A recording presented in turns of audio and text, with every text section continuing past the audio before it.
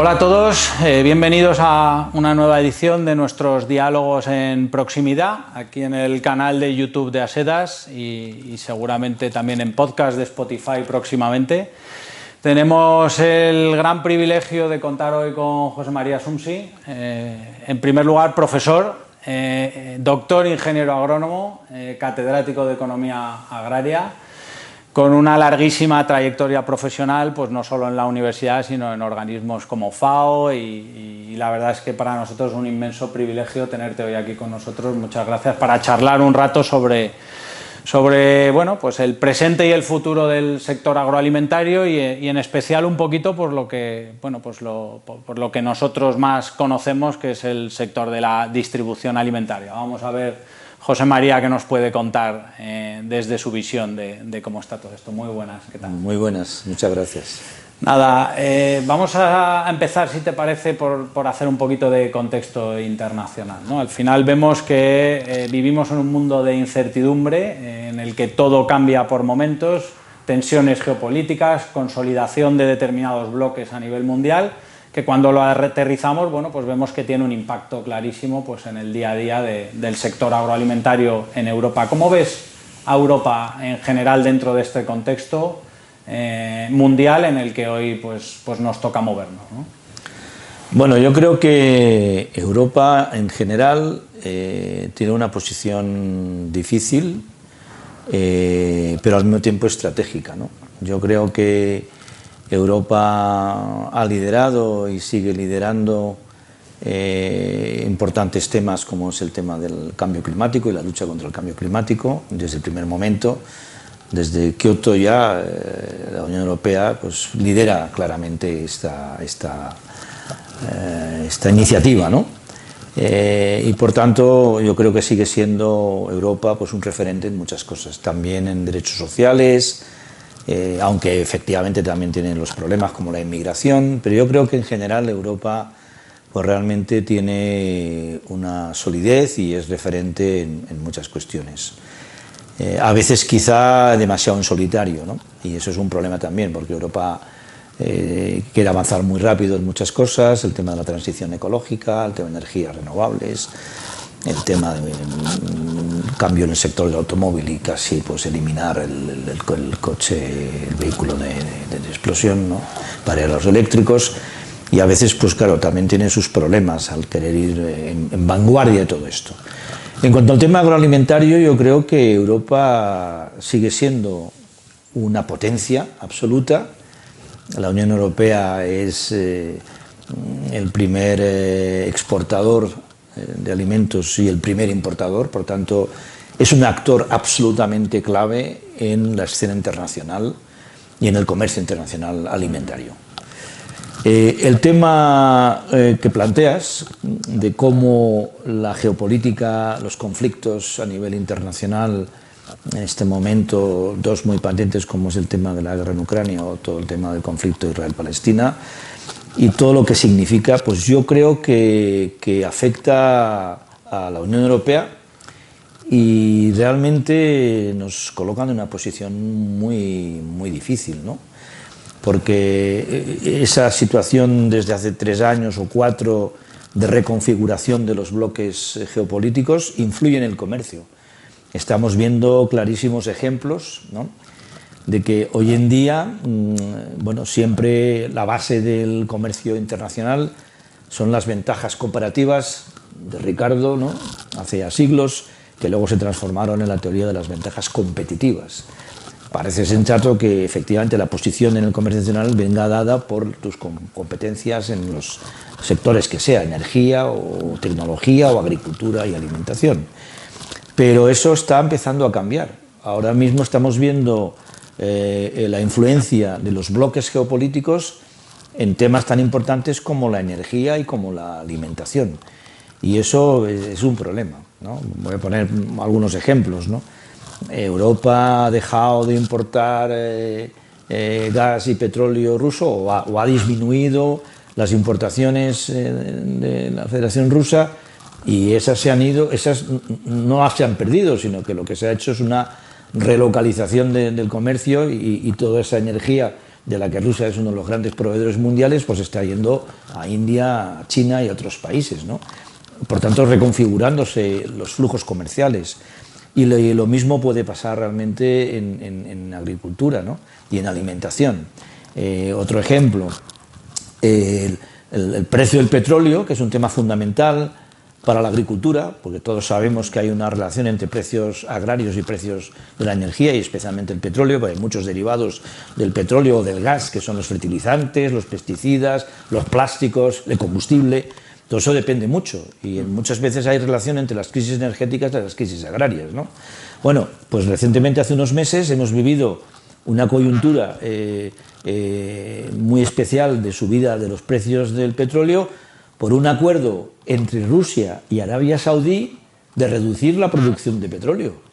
O sea, ¿de cuándo se habían puesto de acuerdo dos países como Arabia Saudí, que era más bien un socio de Estados Unidos, con Rusia para fastidiar a Occidente y para subir artificialmente los precios del petróleo y de alguna forma perjudicar a Occidente a través de ese acuerdo extraño entre Rusia y Arabia Saudí, que no responde a ningún tipo de comercio ni nada, sino a una cuestión de alianzas estratégicas o incluso tácticas? Por tanto, Europa tiene problemas y va a tener problemas en este nuevo escenario, porque, bueno, efectivamente Estados Unidos es un país muy importante y tenemos un gran comercio con Estados Unidos, tanto de exportación como de importación, y otros países, pero todas esas configuraciones nuevas pues pueden influir mucho, ¿no? Por ejemplo, el creciente comercio de Mercosur con China, ¿no?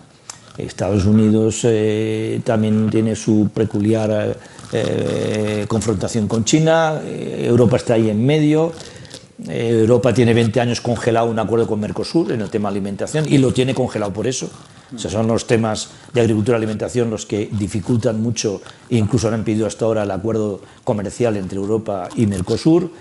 Y bueno, pues Mercosur lo que está haciendo es exportando su soja o su maíz o su tal a China en lugar de Europa. Entonces, esta reconfiguración no le beneficia, en mi opinión, a la Unión Europea. Hay una corriente en Bruselas bastante que se empieza a oír bastante en los últimos meses, que dice que Mercosur está cerrado, acordado y guardado en un cajón esperando a que pasen las elecciones para ser presentado, con lo cual eso seguramente pueda explicar también bastante de lo que tiene que ver con las movilizaciones. No es la primera vez que yo oigo que lo de Mercosur está hecho, y porque, repito, es un acuerdo que lleva negociándose 20 años. Es posible que el acuerdo esté muy avanzado, es posible que las movilizaciones que ha habido también tengan, entre otros muchos objetivos, el de intentar frenar otra vez el acuerdo con Mercosur. Hay que decir que uno de los grandes frenos a Mercosur, al acuerdo Unión Europea-Mercosur, es Francia. Es Francia. Y las cosas en Francia no están muy bien. Y hemos visto cómo el presidente Macron está dispuesto a ceder ante las protestas agrarias. Por tanto, no me extrañaría que ese acuerdo volviera a estar en un cajón guardado otros añitos. Otra temporada. Hasta ver si se recupera Macron, que no lo tiene fácil en Francia y que está ahora mismo más bien tocado. No están las cosas en Francia como para Macron, de él sí, a acordar el acuerdo comercial con Mercosur. Soy poco optimista en ese sentido. Bueno. En ese ámbito, digamos, de incertidumbre y de cosas que suceden a nivel mundial y factores que tienen que ver, al final el sector agroalimentario español, ¿cómo lo ves? ¿Crees que ha reaccionado bien? Aquí hemos tenido que lidiar casi desde la época del COVID una crisis detrás de otra. Hemos tenido pues factores climatológicos adversos puntuales en determinadas zonas, nevadas fuertes, riadas, hasta volcanes en erupción. Hemos tenido un poco de todo. También hemos tenido paro de transporte, hemos tenido, bueno, incluso, pues eso, alguna crisis de otro tipo. ¿Cómo ves, cómo crees que está reaccionando el sector agroalimentario y en concreto el rol que ha jugado un poco en todo esto la distribución alimentaria? Pues mira, yo creo que al contrario de lo que pueda parecer, ¿no? Porque el sector agrario y alimentario pues está con protestas continuas. Vivimos ya una fase de estas protestas inmediatamente antes del COVID, que yo creo además separaron por distintas razones, pero entre otras por el COVID, ¿no? Donde no se podía salir a la calle ni a la carretera ni a nada, ¿no? Y ahora han vuelto. Entonces, la imagen que puede dar esa recurrente protesta agraria es la de que el sector es un desastre, todo va fatal, están todos arruinados. Yo no estoy de acuerdo en absoluto, y lo digo desde las cifras y estadísticas oficiales, ¿no?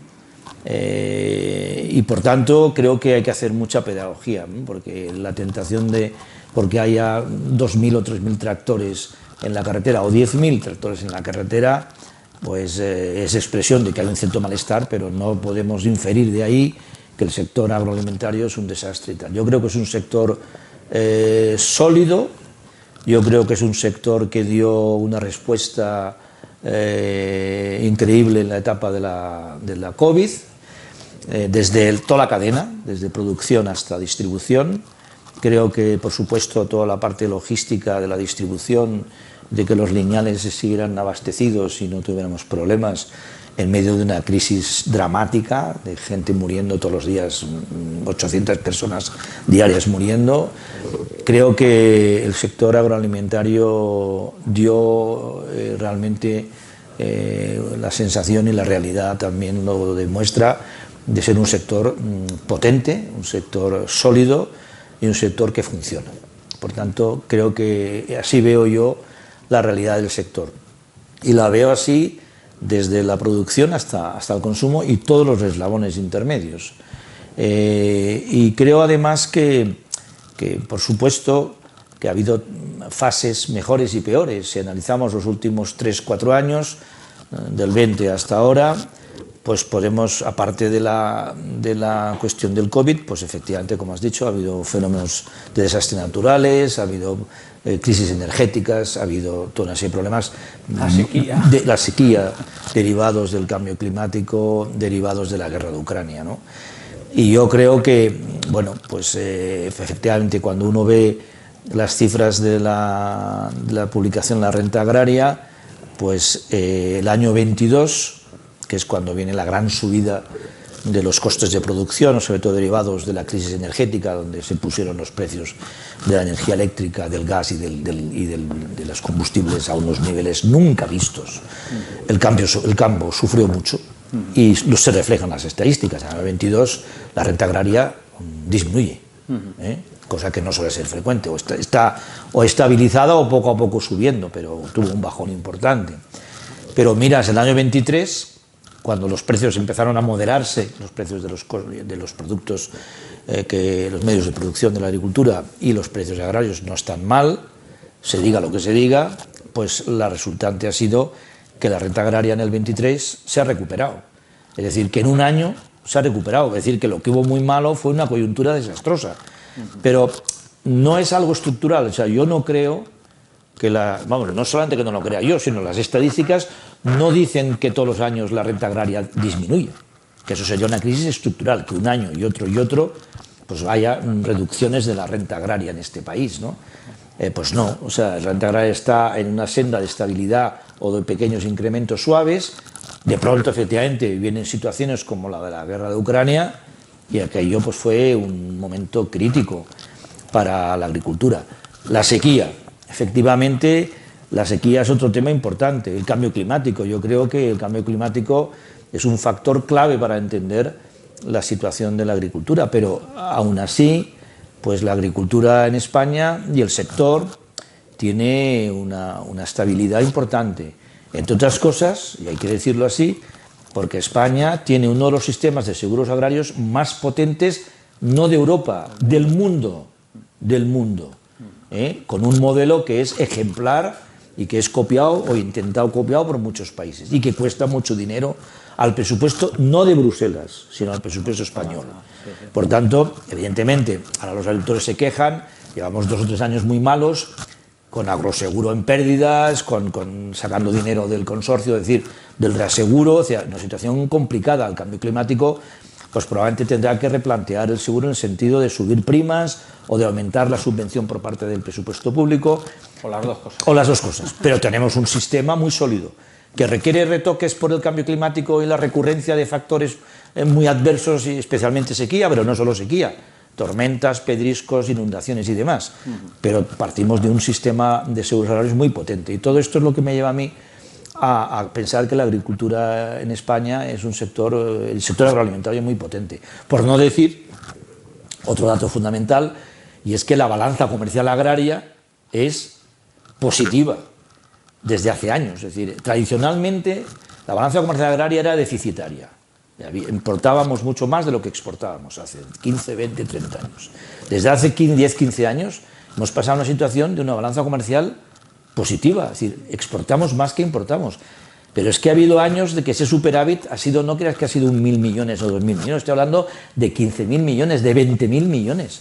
Es uno de los rubros potentes de nuestra balanza comercial, el tema agroalimentario.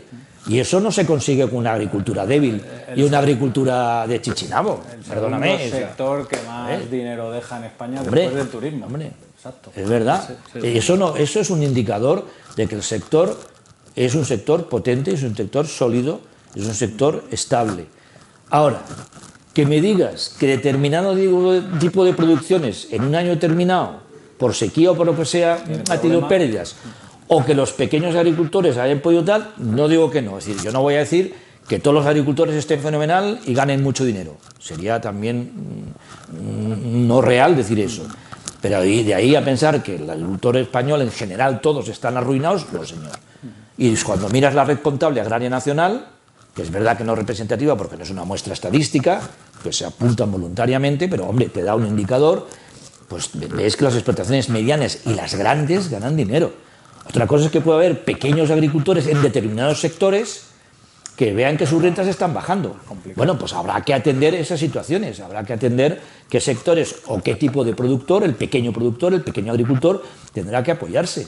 Pero eso es cuestión de política agraria, no de una sensación de que es que todo el sector es un desastre y no puede competir y está arruinado, ¿no? La sensación desde el punto de vista de la economía agroalimentaria es que al final la oferta y la demanda ha funcionado, ¿no? Yo siempre, últimamente cuento en algunas charlas, digo, si alguien hace 2 años o 3 habla de que el precio en origen del aceite de oliva podía llegar a 9 euros por litro, lo hubieran metido en el manicomio directamente, ¿no? Al final ha habido unas circunstancias objetivas, conocidas por todos, que han llevado la producción a niveles bajos respecto a lo que veníamos acostumbrados los últimos años, y el mercado ha reaccionado y hoy por hoy, pues hoy tenemos el precio en origen del aceite de oliva al triple de lo que ha estado en los últimos 7 u 8 años, ¿no? Con lo cual, al final sí que lo que vemos es que nos cuesta mucho explicar estas cosas a la sociedad y explicar cómo se forman los precios en la cadena agroalimentaria y qué es lo que ocurre pues desde que un agricultor, un ganadero pone un producto en el mercado hasta que un ciudadano en España, en el último pueblo, en la última esquina del país, lo puede adquirir a diario en un establecimiento cerca de su hogar. ¿Cómo podemos hacer para que la sociedad valore esto, ¿no? Esta legislatura además empezó con esa idea de crear valor en la cadena y que el consumidor fuera consciente del trabajo y del valor que hay detrás de cada producto que compra a diario con total normalidad en el establecimiento habitual, ¿no? ¿Cómo lo hacemos? ¿Qué podemos... Déjame primero que comente, porque me parece muy interesante lo que tú referías del aceite de oliva, ¿no? Yo creo que el fenómeno que ha ocurrido en este sector es una muestra bastante fiel a lo que nos enfrentamos, del cambio climático. Cuando yo estudié en la Escuela de Agrónomos, hace ya muchos años de esto, no sé si a ti también ya ese discurso no existía, se hablaba de la becería del olivo. La becería del olivo lo que quiere decir es que se suceden años buenos, malos, años buenos, malos, años buenos, malos. Por primera vez en la historia eso se ha roto, porque la variabilidad del clima y la recurrencia de fenómenos adversos climáticos es tan increíble, ¿no?, que hemos asistido a 2 campañas seguidas, cosa que no me acuerdo, malas, muy malas. Y el sector se ha quedado prácticamente sin existencias y el precio se ha quedado ahí. Por otra razón importante, porque cuando un sector es un sector realmente donde hay un comercio mundial muy potente, si hay sequía en España, pues se importa. Si eso pasa en el trigo, la cebada o el maíz, se importa. El problema es que el aceite de oliva no se puede importar, porque España es el primer productor mundial y fija precios. Entonces no podemos decir, como hay sequía, pues traemos aceite de oliva, pues ¿de dónde? De Francia, de Alemania, de Suecia, de Estados Unidos, de Canadá. No. Entonces, no hemos podido cubrir el déficit de cosecha con importaciones. Y así se ha puesto el precio del aceite de oliva, una cosa, como decías tú, nunca vista, ¿no? Pero dos cosas. Primero, el comercio internacional es muy importante. El problema es que en aceite de oliva no hay un comercio internacional potente, ¿no? Es muy estrecho, estrechísimo. Hay 10 países en el mundo que producen aceite de oliva y el primero, con mucha diferencia, es España, que es el único producto en el que España fija precio. Entonces, primero, la importancia del comercio internacional y segundo, pues eso, el cambio climático hace una cosa tan increíble como que 2 años seguidos la cosecha es la mitad. 2 años seguidos, no, 2. Por una conjunción no solo de sequía, sino de altas temperaturas en abril-mayo, cuando sucede la floración del olivar. Porque le hace mucho daño no solamente la falta de sequía, sino también que en la época de floración haga 35 grados, como ha llegado a pasar en abril o mayo, que esa es otra. ¿Cómo puede haber 35 grados en el mes de abril? Pues los ha habido. Y ahí la flor pues, se queda chamuscada. Y por tanto la producción baja mucho. Respecto a tú lo que me decías, ¿no? El problema este de lo difícil que es explicar las situaciones. Yo lo que veo es que estamos en una situación que no ocurre solo en la agricultura y la alimentación, sino en todos los sectores. Es decir, cada vez los fenómenos son más complejos, cada vez los problemas son más complejos y cada vez hay que explicarlo de forma más simplista, por no decir casi grotesca.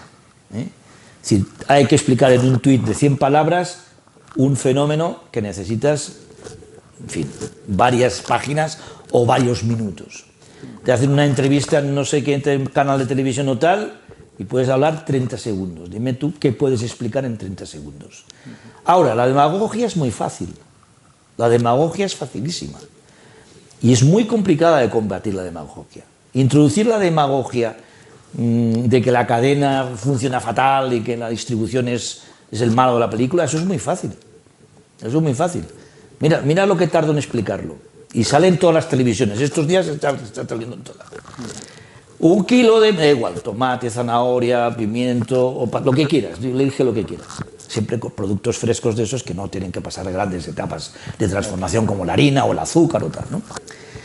Claro, la patata le han pagado al agricultor 20 céntimos y el consumidor va a comprarlo a la tienda a 2,50. ¿Cuánto he tardado en decir eso? 20 segundos. ¿Cuánto se tarda en explicar que desde que sale la patata del productor hasta que llega a tu supermercado o a la tienda del barrio en el que tú compras hay 7, 8 o 14 eslabones?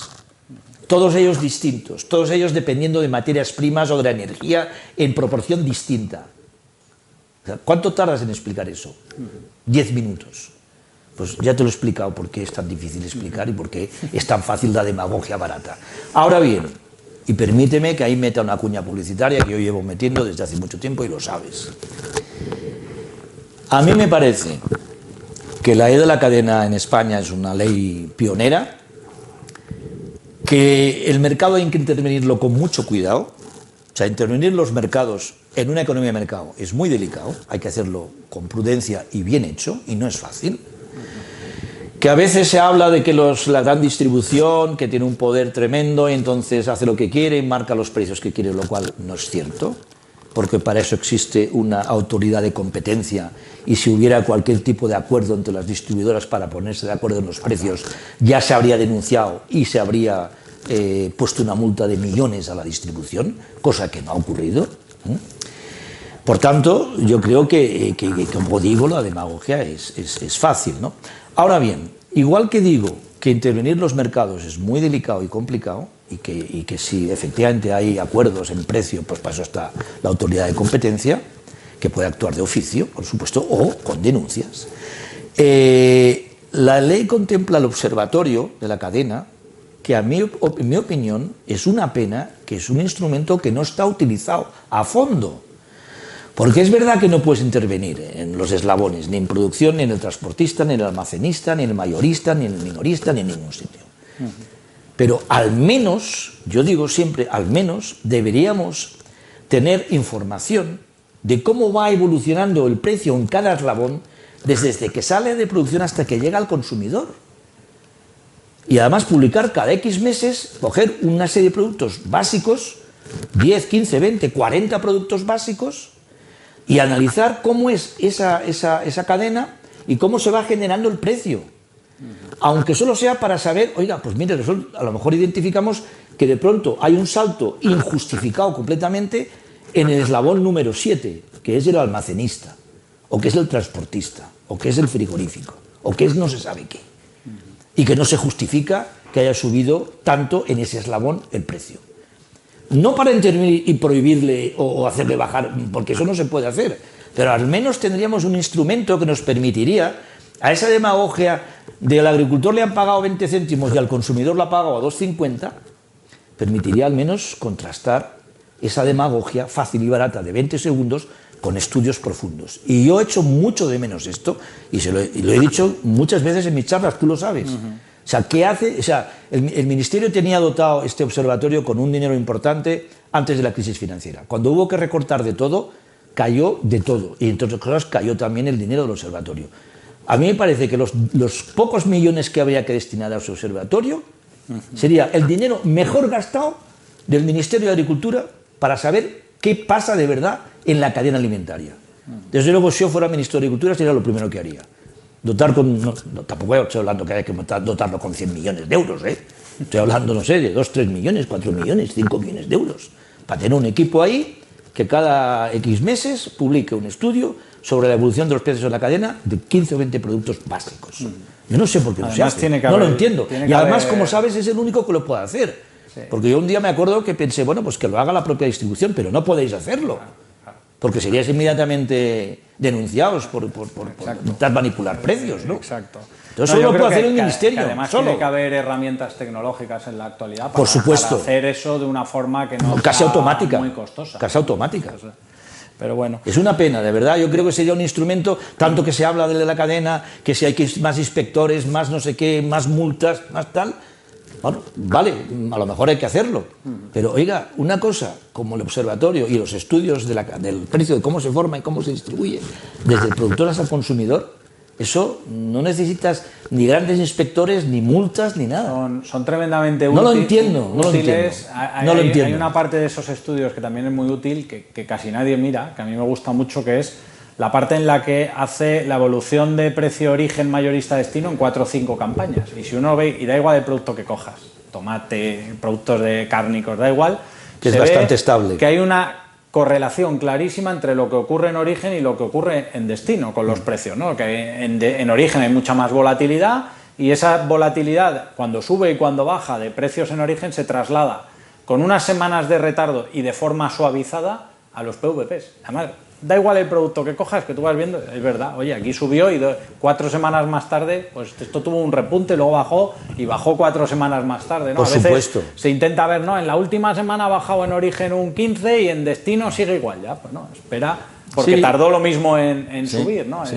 A veces algunos estudios determinan que las subidas son más rápidas y hay un poco más de lentitud en las bajadas, pero en cualquier caso, cuando yo digo los estudios de ese observatorio de la cadena, por supuesto me refería no a un estudio que se hace una vez en la vida y ya está. La gracia de estos estudios es hacerlo cada 3 meses o cada 6 meses, ¿no?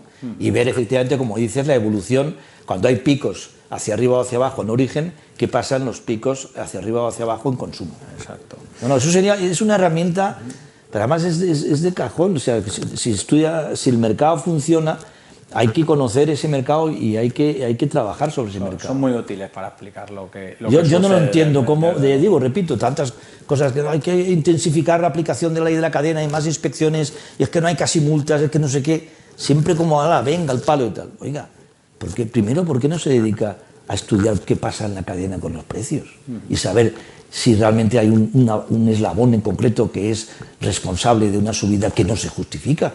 A lo mejor no se puede hacer nada porque no le puedes prohibir que no sé qué, pero al menos ya se sabrá, y aunque solo sea, oiga, pues mire usted, el sector de transportes, pues aprovechando que la guerra de Ucrania, pues oiga la guerra de Ucrania ha pasado ya hace 2 años de la guerra de Ucrania, los precios de la gasolina o del gasoil de hoy no son los del año 22, estamos en el año 24, y sigue, pues que esa es otra. Yo hay cosas que no entiendo. O sea, las subidas de la época de la guerra de Ucrania, sobre todo al principio, los primeros meses, yo lo puedo entender. Pero luego hay cosas que han bajado y yo no veo que los precios de los alimentos hayan bajado. Y no hablo de la distribución, hablo a lo mejor del sector transporte, que aprovechando que ya se ha mentalizado todo el mundo que el gasoil es caro por Ucrania y Rusia y la guerra y no sé qué, pues ya, eso fue así en el 22, pero ahora los precios del gasoil son un 30-40% más baratos que el año 22. Pues ¿por qué el transporte no se abarata? No sé. O a lo mejor se ha abaratado y es otro sector, no sé. Bueno, no lo sé. Que se estudie. Sí.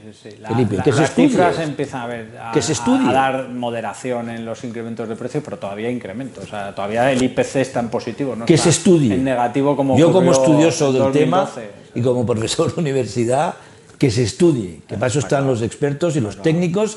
Y repito, no hay que gastarse millones y millones para que haya un observatorio que publique cada X meses esos datos de cómo es la cadena en 15 o 20 productos básicos. Una pregunta que es muy nuestra, que tenemos ahí una discusión interna en el sector sobre cómo podemos mejorar la consideración social y política de nuestro sector, el del comercio de alimentación, ahora mismo estoy centrando, ¿no? Al final, el análisis es muy sencillo. En el comercio de alimentación trabajan en España 1 millón de personas que votan en las elecciones, todos, el millón entero, porque si no, no estarían trabajando. Y nos da la sensación de que no está reconocido ni a nivel social ni a nivel político suficientemente ese sector y su aportación a la economía, su aportación al bienestar de las familias. Al final yo hago un ejercicio muy sencillo, todo el mundo sabe quién es el eurodiputado en Bruselas del partido que sea que lleva los temas de agricultura, nadie sabe quién es el del comercio, lo mismo ocurre aquí en Madrid, nadie sabe quién es el campeón dentro del partido, da igual el partido político. Entonces, es una sensación como en Bruselas se diluye todo dentro de ese cajón desastre que es la Comisión de Mercado Interior en el Parlamento. La dirección general de la Comisión es la DG Grow, crecimiento, que es una cosa más de tipo empresarial, pero para todos los sectores, no hay una dirección general de comercio.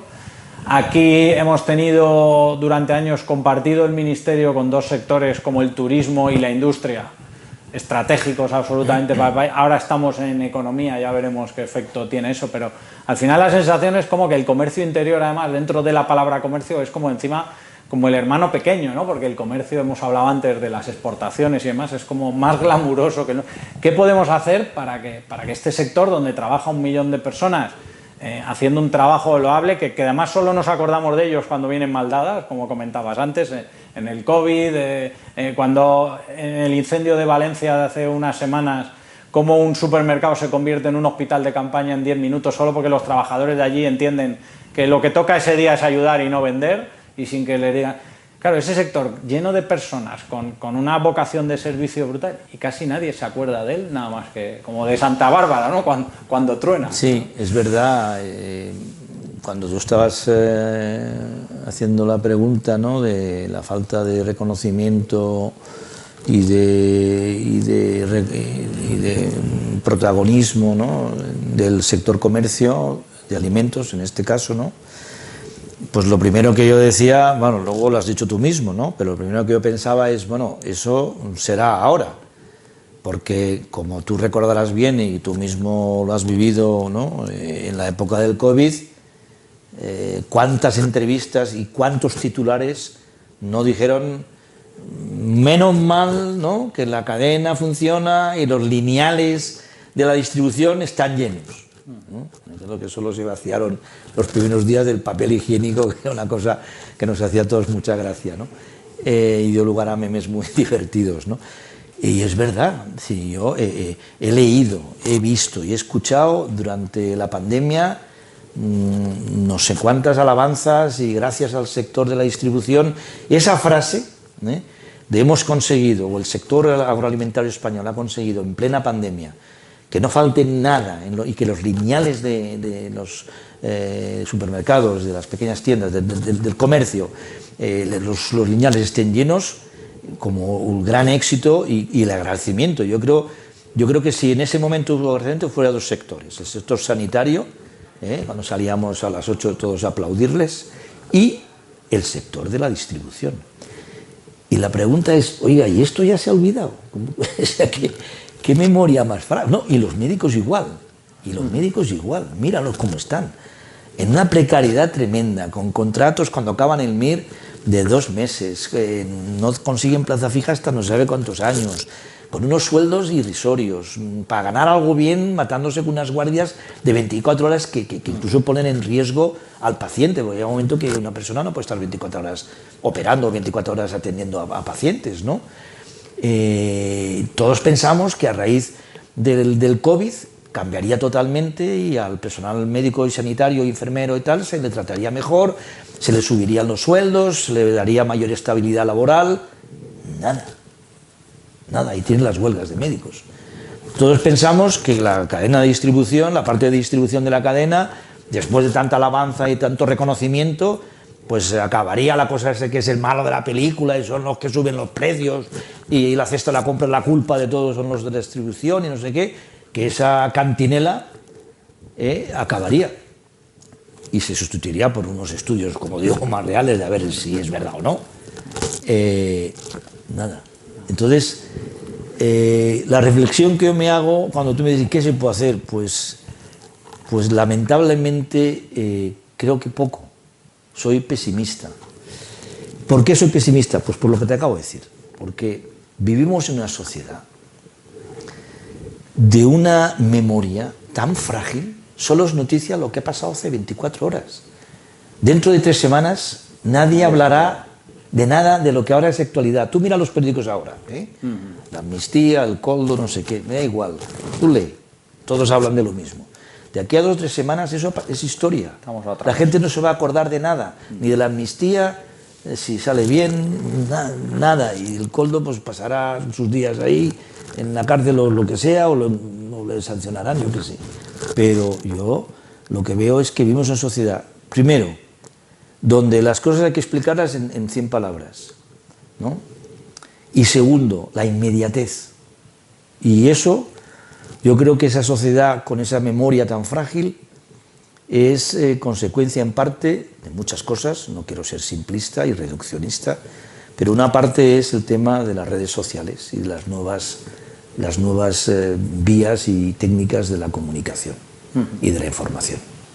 Y es impresionante, ¿no? Es como las fake news, pues igual que ahora es facilísimo difundir, siempre ha habido rumores falsos, toda la vida, siglos y siglos, pero ahora se extienden rapidísimamente en minutos. Pues vivimos en una sociedad de la estupidez absoluta, de que hay que explicar cosas complejísimas en 20 segundos de televisión o en 100 palabras de un tuit, y eso se llama estupidez, porque las cosas son muy complicadas y hay que explicarlas bien. Y en la sociedad de la inmediatez. O sea, pasa lo de la COVID, sanitarios y los lineales de la distribución, los héroes de la... Al cabo de 3 años, los precios otra vez con la demagogia. La pérdida, no sé qué, la patata 20 céntimos en origen y 2,50 en consumo, la distribución tiene la culpa, el comerciante tiene la culpa. Es un mal de la sociedad, es una enfermedad de la sociedad. Al final trasladamos una visión, se llama estupidez e inmediatez. Trasladamos una visión equivocada al consumidor de desconfianza sobre lo que hace este sector, que para mí es muy confiable, como han demostrado en los momentos más difíciles. Pero no solamente confiable en cantidad y en abastecimiento, confiable también en calidad. Sí, sí. O sea, los avances que ha hecho el comercio de alimentos en España, casi todos ya tienen la etiquetado, coges el teléfono las apps estas, lo pones en el código de barras y te dice según 4 rankings distintos, porque las clasificaciones cada una es distinta y tal, si el alimento es bueno, es sano, si es insano, es súper elaborado, es un poco elaborado, lleva aditivos, ¿no? De todo. O sea, el sector alimentario es un sector fiable cuantitativamente y cualitativamente. Bueno, pues está siendo muy interesante, vamos a ir concluyendo. No me resisto a hacerte una última pregunta con visión de futuro, un poco a ver si somos capaces de hacer un ejercicio. En el sector de la distribución tenemos identificados 3 transiciones, otros retos de fondo, que son el tema de la sostenibilidad, el tema de la transformación digital y también el reto del talento, porque todo eso va a implicar formación diferente, perfiles profesionales distintos, capacidades, ¿no? En el sector agroalimentario en general yo creo que es un poco lo mismo, los retos son eso. ¿Cómo ves el sector, no sé, dentro de 5 o 10 años en este contexto, ¿no? de avanzar en esas transiciones? Sobre todo en el caso concreto del sector agrario, a mí me preocupa mucho el tema del Pacto Verde y de las implicaciones que tiene, ¿no? Las nuevas obligaciones ambientales, fruto de ese liderazgo que la Unión Europea quiere ejercer a nivel mundial de luchar contra el cambio climático, que al final no es exclusivo solo del sector agrario, nos afecta, no. En su caso son fitosanitarios y en nuestro caso son envases, plástico, pero al final digamos, el objetivo común es el mismo y la motivación es compartida. Pues mira, yo creo que las transiciones, y estamos inmersos en dos de ellas muy importantes que has mencionado, la transición ecológica y la transición digital, son transiciones, de nuevo vuelvo a lo mismo, muy complejas, muy complejas. Y tenemos que acostumbrarnos, sobre todo en la transición ecológica, porque la transición digital es una transición que desde el punto de vista tecnológico y generacional va sola, es decir, pues tú ahora, pues la gente de cierta edad tiene dificultades para manejarse digitalmente, y tú coges a un chaval, bueno, es que hay niños de 2 años que ya casi nacen con el móvil, ¿no? O sea, yo lo he visto en mi propia familia, 2 años ya están ahí buscando cosas en el móvil. No saben ni leer ni escribir, pero sí buscar cosas en el móvil, ¿no? Entonces, yo creo que toda esa transición digital requiere evidentemente una parte de infraestructura tecnológica que está ya avanzando mucho y requiere un cambio cultural también y requiere un cambio de capacidad y de formación, ¿no? Que repito, las generaciones jóvenes va solo. Por tanto, la transición digital la veo como una novedad importantísima y la veo relativamente sencilla, ¿no? O menos compleja, por decirlo así, ¿no? Es decir, creo que eso va a ir, conforme el tiempo va pasando, va a estar. Por ejemplo, te pongo un ejemplo, muchos agricultores se quejan del cuaderno digital, que es complicado, que tal. Bien, yo estoy de acuerdo en que puede ser complicado, pero es que es una herramienta también importantísima y creo que hay que apoyarla. En los agricultores jóvenes, que ese es otro problema que no hemos hablado, que es la sucesión y la falta de agricultores jóvenes, ese es un problema para mí gravísimo de la agricultura, porque esos jóvenes son los que manejan el tema digital. Bueno, pues si la agricultura ahora mismo está en manos de gente de más de 40, 50 años y no hay casi gente joven, pues tendrás que hacer algo con esta gente. Y es verdad que tienen dificultades, igual que la gente mayor tiene dificultades para el banco hacer todo digital y que se acaben las sucursales y todo tienes que hacerlo desde tu ordenador. Pero eso también tiene una parte importante. Todo el mundo o mucha gente del campo se queja de la complejidad burocrática de rellenar las ayudas para las ayudas de la PAC, del tema del cuaderno digital, a ver si pueden parar el cuaderno digital y tal. Pero bueno, también ahí hay una política realmente sencilla y que es la formación y la capacitación. O sea, eso es relativamente sencillo. España tuvo una extensión agraria buenísima hace 40 o 50 años, que fue la base de la modernización de la agricultura en los años 60 y 70. Pues hagamos lo mismo ahora, ¿no? Hagamos también no una extensión agraria, sino el equivalente para asistir técnicamente a los agricultores a entrar en el mundo digital. Pero eso no es complicado, ya digo, monta un servicio de asistencia técnica o hazlo con las cooperativas, o hazlo con las OPAs, o hazlo como sea, y busca unos canales para prestar asistencia y apoyo técnico a los agricultores que tengan más dificultades para entrar en la vía digital. No lo veo problema. Otra cosa es la transición ecológica. Cuidado. Eso, en mi opinión, es un proceso mucho más complicado. Mucho más complicado, en el que yo creo que hay que ser prudente, muy prudente, estar en una constante revisión de las cosas, ¿no? Y no puede ser a lo mejor un proceso lineal, siempre hacia adelante, sino que probablemente tenga para adelante, para atrás, para adelante, para atrás, dos para adelante, uno para atrás, velocidades distintas y una constante revisión, porque es un tema muy complicado. Vamos a ver, ¿quién nos iba a decir a nosotros que Alemania, el no va más de lo verde, donde hay un partido verde con el 15% de votos que está en el gobierno, por cierto, de Alemania, se iba a estar quemando carbón a lo bestia? Que es lo más contaminante. O sea, van a parar los nucleares y están quemando a la bestia carbón.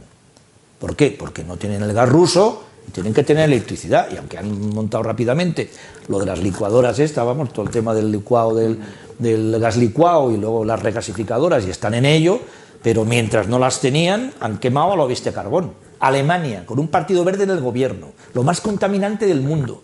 ¿Por qué? Pues, tiene un nombre, invasión de Ucrania. Punto. Entonces hay tantas cosas, lo decías al principio, vivimos en un mundo de incertidumbre geopolítico.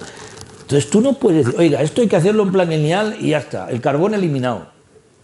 Oiga, sí, la idea es eliminar el carbón, pero si hay una guerra y usted no va a coger el gas ruso, el primer año hasta que tenga las regasificadoras y usted importe gas licuado, tendrá que quemar carbón para tener electricidad. Adaptar un poco el objetivo a la Entonces, realidad, claro. En mi opinión, yo creo, fíjate tú, yo en este tema de la transición ecológica no hablo de los eslabones intermedios y no hablo de la distribución.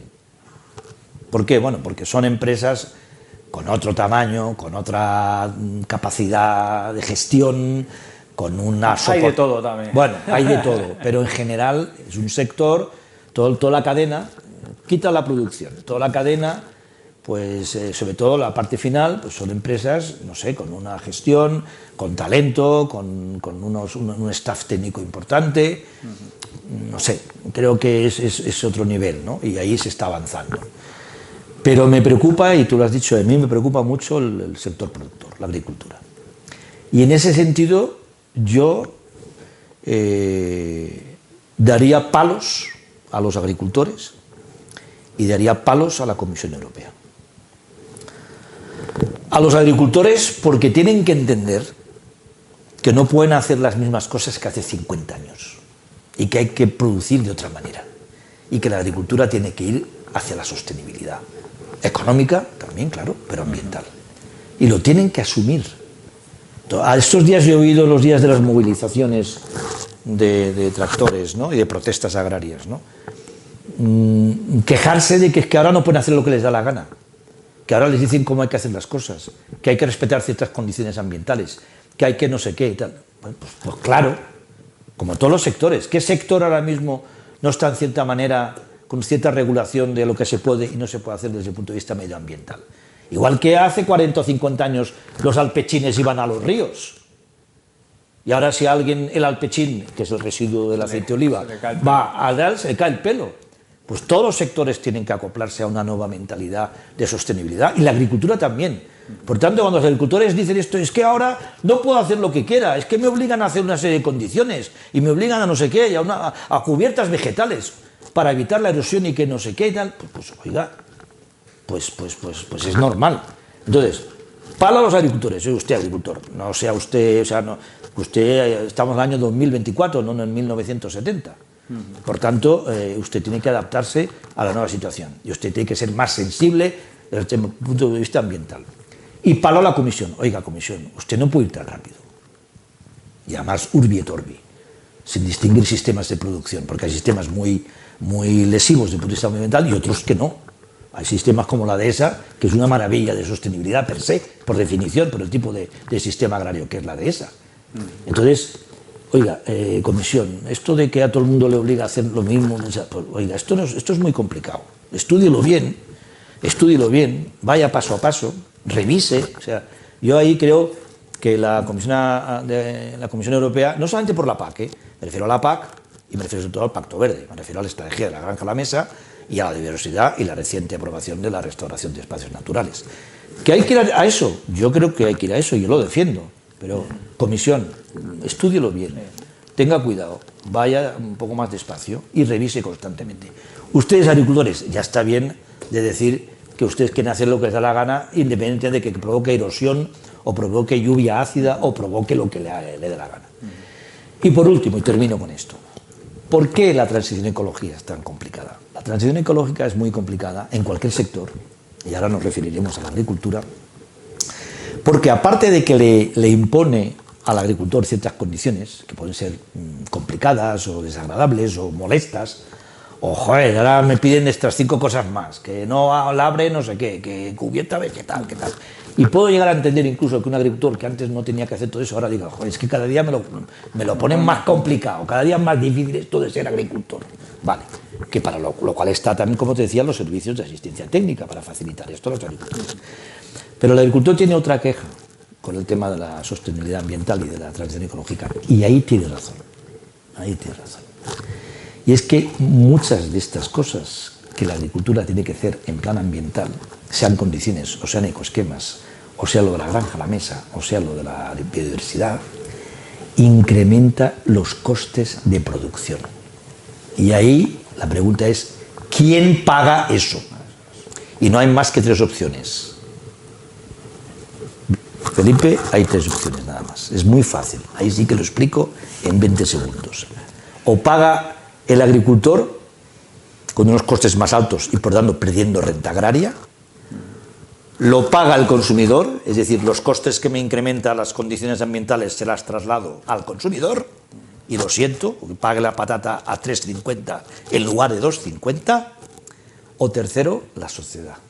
Y cuando digo la sociedad, quiero decir el presupuesto público. Y la sociedad tendrá que decidir, la Comisión Europea tendrá que decidir, los ministros de Agricultura, muy pronto, de cara a la siguiente reforma de la PAC, tendrán que decidir que si quieren que los agricultores hagan todas esas cosas ambientales, tienen que decidir quién lo va a pagar. Repito, el productor difícil, porque entrarían en pérdida muchos, el consumidor, o vaya jugadita, que suban la cesta de la compra otra vez, no por Ucrania, sino por el tema medioambiental, o tercero, más presupuesto público para pagarle al agricultor esos incrementos de costes. No parecen fáciles ninguna de las. Y me quedo aquí. Bueno, pues nada, me quedo aquí. Creo que ha sido claro. Despedimos. Muchísimas gracias, José María. Ha sido un auténtico placer echar este rato juntos. Esperemos para mí también poder tener 20 minutos o media hora para explicar cosas y no los 20 segundos que te da la televisión. Bueno, pues intentaremos no cortar nada para que se quede en ese tiempo. En cualquier caso, ha sido un gusto y un placer. Muchas gracias. Gracias a vosotros. Por echar con nosotros este rato. Pues nada, despedimos aquí esta edición de Diálogos en Proximidad. Un saludo a todos.